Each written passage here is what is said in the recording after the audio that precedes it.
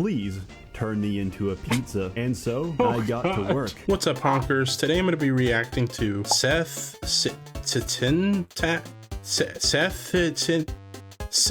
We're just going to call him Seth, okay? Many of you have recommended that I check him out since I didn't recognize him from the Maxor video. So we're watching his most popular video today about a really old game called Space Station 13. Make sure you guys go over to his channel and give him some love. And if you do enjoy today's video, make sure to like, subscribe, and comment any other creators I should react to. Today's secret word is wizard, so I know you didn't skip the intro. Also, good luck finding the hidden rubber duck. The first person to comment the timestamp and where it is will get pinned. Anyway, let's get right into the video. Hey people, Seth here. Today Hello. I'll be covering a very niche, very infamous, and very autistic game that everyone's asked me to cover since day one. A game where you and many other real like a living chat game? people What is with this? questionable social intelligence role-play together on the worst space station in the universe, where aliens, shapeshifters, and traitors working for rival corporations are the least of your concern, where the greatest threat to your own existence are your own crew members. Hungry? Come to the station canteen, where the food is definitely poisoned. Injured? Head on down to medical, where half a medication has been relabeled as happy pills. Discouraged? You can try taking a painkiller instead, but it wasn't a painkiller, it was LSD. Having a bad trip? Don't worry, there's a security officer nearby to help, but he can't respond because he was murdered and replaced by a genetically modified monkey wearing his uniform. Hallucinating? Keep calm and focus on what's real. Unfortunately for you, the supermassive black hole expanding towards you is not a hallucination. It is, in fact, very real. The emergency shuttle has been called. Welcome to Space Station 13. Space Station 13 has a very simple premise. Everyone has a job. Your objective? Do your best to delay the station's inevitable destruction, either at the hands of antagonists or at the hands of your own incompetent crew. Normally, I give a final score for a game at the end of a video. Not this time. Space Station 13, 10 out of 10, amazing, spectacular. Don't play it. If I'm being perfectly honest with you, Space Station 13 is a fantastic game, but I genuinely don't recommend you play it. Why? Because the engine it's running on is probably older than you, because the interface is a convoluted mess, and only usable because me and every other autistic chimpanzee who plays this game has committed the hotkeys to muscle memory because of the insane time investment and commitment required for you to learn a single role, and because, to be perfectly honest, the servers can't handle all of you. At best, we can handle like 30 extra players before you grind the servers to a halt. For all these reasons, Space Station 13 always was and always will be a niche title, and maybe that's for the best. But I can offer you something else. I've already killed your hopes and dreams of playing the game, so instead, let me share some stories of my wonderful experience with Space Station 13. These stories span several years and several different servers, the names of which will forever stay anonymous because I respect their privacy, and because I've received threats from some of the more colorful servers to not mention them by name, or else what's gonna happen if I don't comply? Are they gonna hire a Bitcoin assassin to run me over with his mobility scooter? Is he gonna stab me with his insulin pen? I don't know, but between you and me, I hate having cum delivered to my mailbox and would prefer to keep it that way. Anyway, I remember the first time playing Space Station very vividly. My friends told me to download it and hop on some shitty server. It had furries and erotic roleplay. More on that later. I enter the round as an assistant, my job to give assistance and to get my hands burnt off trying to hack into places I don't have access to. As I'm screwing around with airlock wires, my friend comes running down the hallway, dragging someone's unconscious body. Frantically, he tells me, "Seth, quick, can you open this door?" Sensing the urgency in his voice, I do. He throws the body inside and sprints away. The airlock closes. 3 seconds later, something explodes. What the fuck was that? I ask. Oh yeah, I fed him potassium and water pills. It takes a while to metabolize. My friend had just murdered a man in cold blood by turning his body into a living, ticking potassium bomb. As soon as the man's digestive juices cracked through the potassium tablet, it reacted violently with the water in his stomach and exploded, killing him from inside out. After such a horrific display of homicide, I realized, hey, this game's pretty good. Fast forward a few weeks and I'm learning roles, calling shots, and ignoring every single rule of a server. I also ignored every single rule of medicine. I was a surgeon, top of my class, destined to go where no licensed professional ever has. Also, my friend's girlfriend started playing with us. To put it bluntly, she wasn't very good, but she was very interested in progressing the medical field in any way possible. Cargo had just delivered us some complimentary pizza. Thanks for patching up their boys after they got a little too intimate with a xenomorphs on mining station. Brilliance flashed before my eyes. My pupils widened. I started physically sweating because she said the words I've always dreamt of hearing. Please turn me into a pizza. And so I got to work. Nurse, get me my scalpel, tweezers, protractor, bone gel, and the rest of the unfinished pizza. One horrified clown watched in the operating theater as I cleanly hacked off and cauterized her hands and feet. I opened the pizza box and began attaching her new cheesy limbs. Help! Sec to surgery, the clown blurted out. He's turning her into a Papa John's. The head of medical stormed in with a host of security officers to detain me, but they were too late. Her hands and feet had already been replaced. Surprisingly, she could walk just fine on a pair of pizza feet, but her lack of opposable pizza thumbs meant that she couldn't really hold anything, let alone pick them up in the first place. However, her pizza hands did make for a convenient and portable source of nutrition. Despite her numerous protests that she consented to the surgery, the head of medical demoted me on the spot and banned me from ever practicing medicine, claiming that you can't consent to being a pizza. I was thrown in jail for the rest of the round. Clearly, there was no appreciation for the arts on this station. So, many rounds later, me and my friends found a new purpose, cleaning up the server, one erotic furry roleplay at a time. Using telecommunications and meta-communications, I expertly pinpointed areas of high homosexual intent, namely the dorm rooms and the showers. As two Khajiit-looking catmen meet privately with one another, they will inevitably start writing words such as, ooh,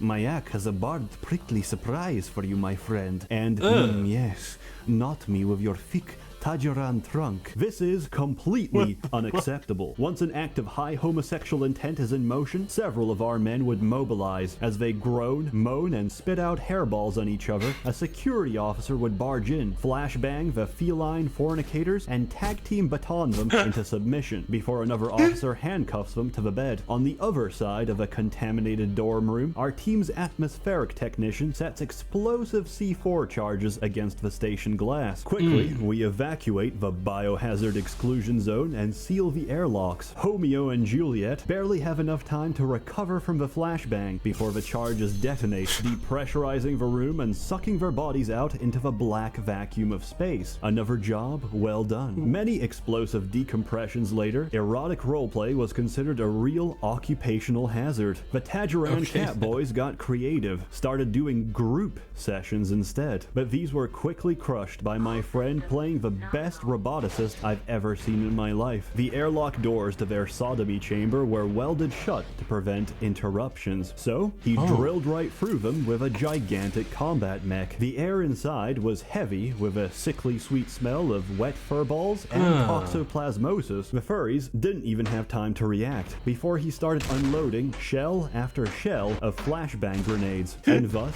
we all got banned. We paid the price. But to see half the server get flashbanged unconscious for 10 minutes straight, priceless. The server didn't last long anyway. The admin's mom shut it down as soon as she saw the electricity bill. So me and my friends went on to enrich other servers. I even got good at being a chemist. In other words, I always stole the syringe gun at the start of a round and filled it with lethal doses of chloral hydrate for my own protection. Of course. I also gave whatever chemical anyone requested, which gives me some moral ambiguity and 2 degrees of separation from any pranks or murders that took place as a result of said chemicals. If a clown asks for space lube, he's gonna get space lube. One time, a clown managed to lube the entire hallway outside of medical, all the way to departures. Now, departures is usually the place where the escape shuttle docks to get us out of our quickly burning heap of a station. However, if there's no call for a shuttle, departures is completely empty, besides the airlock, which the clown had hacked open. Several people came running through medical slipped on the so space they loop just and accelerated themselves face first into the infinite vacuum of space. Security figured out it was the clown, and in true security fashion, also slipped on the space loop. With most of the crew floating around dead in space, the station had to be evacuated. He was later banned from playing clown ever again. Several Why? rounds That later, makes sense. I He's a finally clown, spawned as bro. a traitor. Mission specifications decrypted.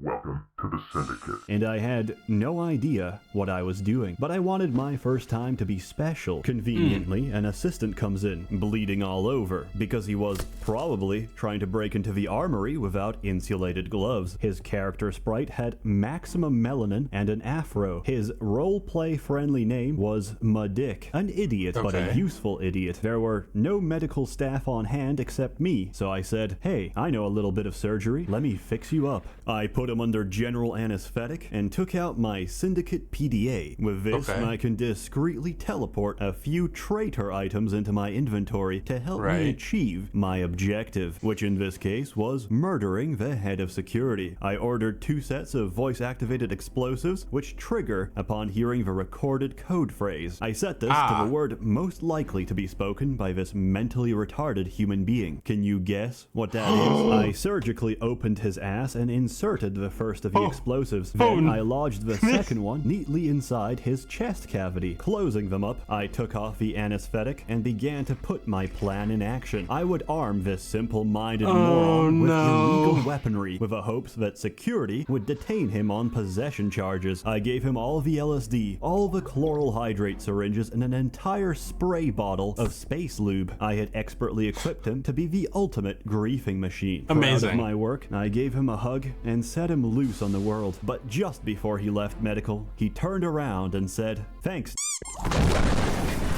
And we both exploded. My other times playing antagonist went about just as well. Once I started as the leader of a cult. Our objective was to seize control of the station and sacrifice our mortal bodies to summon a physical manifestation of our dark god. However, I wasn't very good at it, and neither were my servants. We found a nice, quiet, and most importantly, abandoned bar near the north end of the station, which we began redecorating with our own blood. You see, cultists need to learn a set of ancient words that's randomly generated every round. If you arrange them in the right order, you can perform different spells and rituals to advance your goals. We didn't get far, because the most dangerous thing to an incompetent cult is a single crew member doing their job. The fucking janitor found us. We tried to negotiate, convincing that it's actually crayon and not blood all over the floor, but that didn't work, so we tried to murder him instead. That didn't work either. He used his mop to slip us with soapy water and ran off to call security. As you can see, I'm not very proficient at being a traitor. More often, I find myself being abused by traitors. Some of the worst offenders in this regard are definitely wizards, since wizards have a bad tendency to sexually abuse me as well. Not too long ago, me and my friends played a round that was already in progress. As soon as we entered, we realized something was very wrong. An announcement played on the radio. Penis Inspection Day is in effect. All crew members must report to Doc Johnson for their mandatory penis inspection. Doc Johnson was, very clearly, a wizard. I knew what was coming, and yet I resigned myself to fate and went to medical reception. Doc Johnson was overjoyed to have new patients. He led me to a private room, asked me if I'm circumcised, and told me that I passed the inspection with flying colors. What a surprise, I thought. He's not actually gonna grief me. But I was wrong. As I turned away to leave, he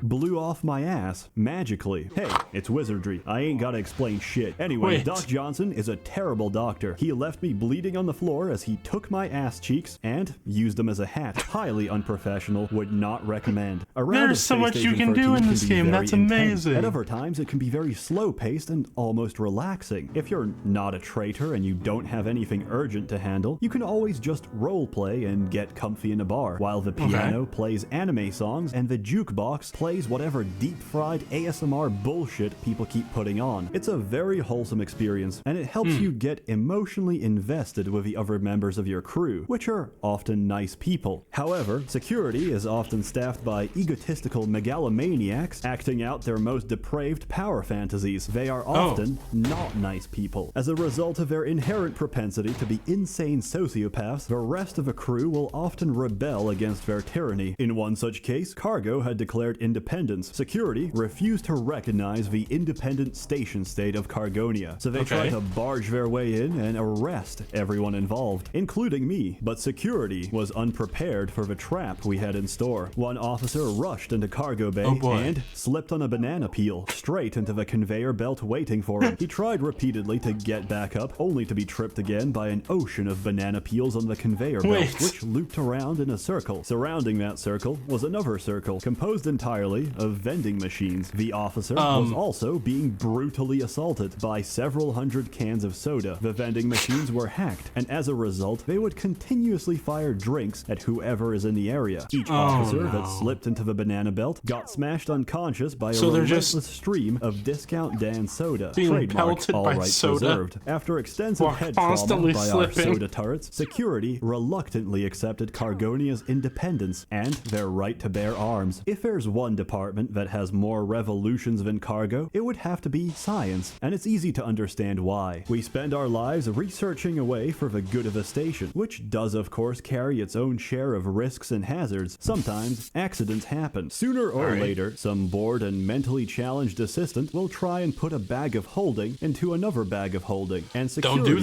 can't always comprehend that we're not directly responsible for the resulting black hole eating through the kitchen. This lack of appreciation for the scientific profession usually ends with arrest warrants for the whole department, which is usually answered back with the words, "I'd like to see you try." But when we're not having a nuclear arms race with security, R&D is actually quite a chill department. I also made a great discovery last time I played there. Me and another scientist were messing around with blueprints and eventually made ourselves a pneumatic cannon. Normally, these are used to launch whatever items you have inside. What we didn't know was that it could launch food as well. I loaded a lasagna, aimed for the mouth, and fired it at my fellow researcher. The lasagna disappeared. What the hell? That's amazing, so you force he said. We just realized what happened. I had just managed to remotely force feed my fellow man. But what do we do with this forbidden knowledge? Nothing good, that's for sure. My comrade got to work asking chemistry for hallucinogenic drugs. They said no, so we built our own chemistry dispenser, filled up the beakers with happy juice, and ran straight to the kitchen. We injected all the donuts and hot pockets we could find with as much LSD and mind-breaker toxin as they could hold. Then we loaded them into our food delivery system and started firing off at everyone in the hallways. The food was instantly delivered. The crew was instantly satisfied.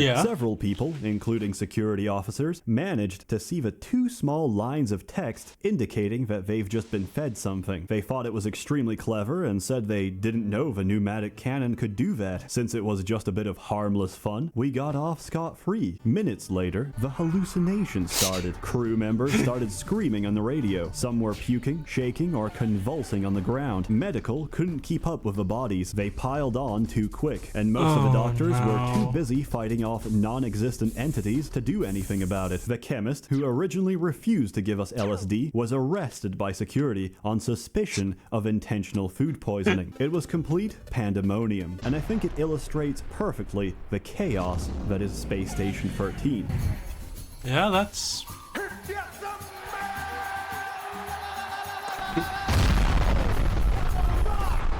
Wow, this game is just so chaotic. That's all I have for you today, folks. There is, of course, more stories to tell. It's too bad that it's so old. I hope there's like a new one. Space Station 13, a marvelous, unique, and incredibly shitty game. 10 out of 10, don't play it. Because if you do, they're gonna blame it on me. And I hate having cum in my mailbox. As always, more content to come, so stay tuned. On other news, I started a Subscribestar account. So if you'd like to invest and don't want to give your money to Patreon, now you can. A warm thanks to the many members of the Merchants Guild, generously funding and bankrolling these videos. You're all truly wonderful. Have a good one. Well, that was interesting. The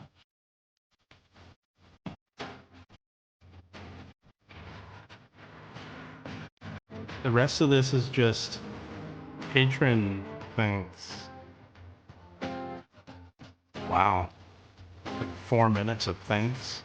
I wish there was a newer version of the game because the game seems very, very interesting. Thank you everyone for recommending me to watch this guy. I've never heard of him until the Maxor reaction because people kept telling me, oh, that's not ValueVidya, that's not ValueVidya. But thank you for watching, and I'll see y'all in the next one. Bye-bye!